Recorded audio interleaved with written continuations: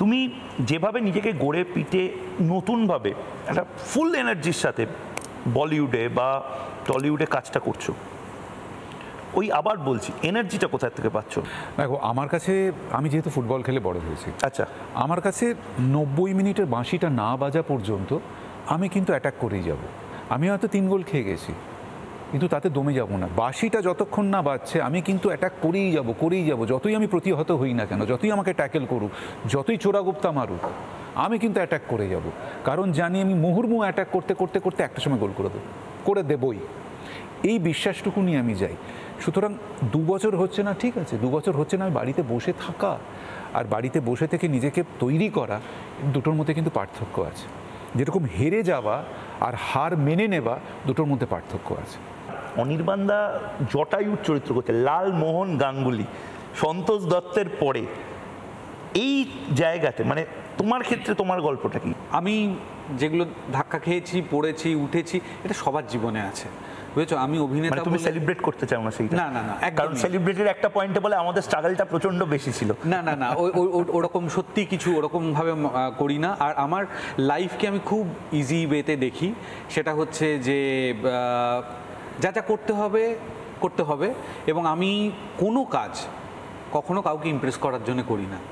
আমার যেটা ভালো লাগছে, আমি মনের আনন্দে সেই কাজটা করি, তাতে আমার মনে হয় যে অনেক বেশি ভালো। মার্কেট লিডার হও না, কারণ আমি মানে খুব বহুকাল পরে আমি দেখেছি যে কলকাতা শহরে, রেগে যেও না কিন্তু, মেরে দিও না স্যার, একদম বড় বেল আলা গোঁফ আলা একজন ম্যাগনিফাইং গ্লাস দিয়ে কিছু একটা দেখছে, গোটা কলকাতা শহরে বিজ্ঞাপন, গোটা কলকাতা শহরের মানুষজন মাল্টিপ্লেক্সে 500-600 টাকা দিয়ে বাচ্চাদের নিয়ে যাচ্ছে।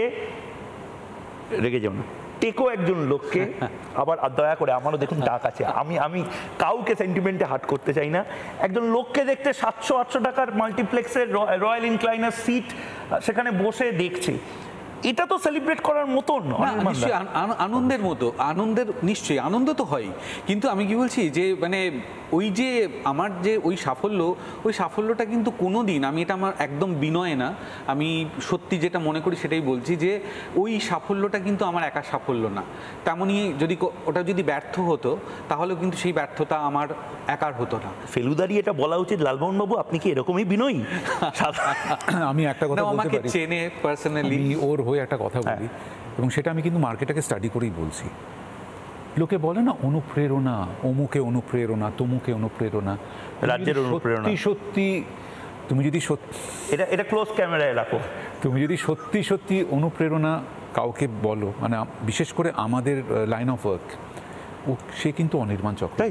একদম, আমি বহু মানুষকে দেখেছি। তার কারণ হচ্ছে ওকে দেখে না অনেকে বুকে বল পেয়েছে, যে তার মানে শুধুমাত্র ভালো কাজ করে, শুধুমাত্র মন দিয়ে কাজ করে, বাকি অন্য কোনো জায়গায় মন না দিয়ে ভালো করে কাজ করলে পরে কিন্তু সাফল্য পাওয়া যায়।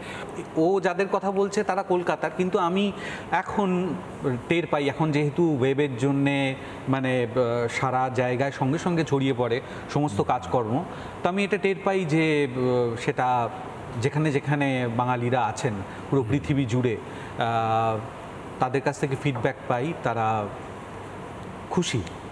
মানে এই শিফটটা কখন করলে তুমি, বলিউডের শিফটটা?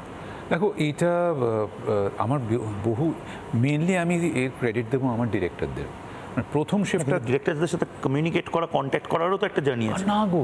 আমার যা কাজ হয়েছে, আমি যখন কমিউনিকেট করেছি বা কন্ট্যাক্ট করেছি, আমার কাজ হয়নি। আমি যখন আমার কাজটা মন দিয়ে করেছি, তখন আমাকে ডেকেছে। সে প্রভাতদা বলো, যে আমাকে ব্রেক দিয়েছেন।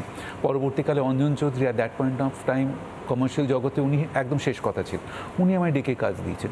ঋতুপর্ণ ঘোষ আমার টিভি সিরিয়াল দেখে, আমি টিভি সিরিয়াল করছিলাম, আমার সিরিয়াল দেখে আমায় ডেকে বলেছে, তোকে আমি এই শুভ মহরতে কাজ দিতে চাই, এবং শুভ মহরতে কাজ দেখে আমাকে চোখের বালি দিয়েছে।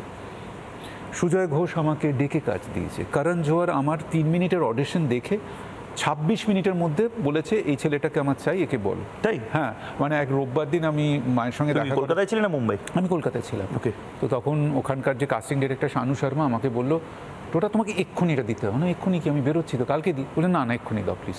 আমি দেখলাম একটা মনোলগ ঝামেলা নেই, আর আমি ঠিক আছে, স্ত্রীকে বললাম ক্যামেরাটা ধর, আমি বলে দিই। এবং একবার আমি রিহার্সাল করেছি, আর দ্বিতীয়বার বলেছি, বলে আমি ওটাকে ফরওয়ার্ড করে চলে গেছি। আমি মায়ের বাড়ি পৌঁছেছি, 26 মিনিটের মধ্যে আমার ভিডিও কল এসে শানু বলছে টোটা ইউ আর সিলেক্টেড। আচ্ছা, তো এইটা হচ্ছে আমার কপাল আর কি। আমি আর কি বলবো বলো, সৃজিত মুখার্জি আমাকে ডেকে ফেলুদা দিয়েছে। আমি তো কোনোদিন ভাবতে পারিনি যে আমার স্বপ্নের চরিত্র কেউ ডেকে আমায় দেবে। নানা ধরনের কন্টেন্ট দেখার জন্য লাইক করুন, শেয়ার করুন আমাদের ফেসবুক পেজ, সাবস্ক্রাইব করুন আমাদের ইউটিউব চ্যানেল। পাশাপাশি অন্যান্য ব্রেকিং নিউজের জন্য অবশ্যই চোখ রাখুন রিপাবলিক বাংলায়।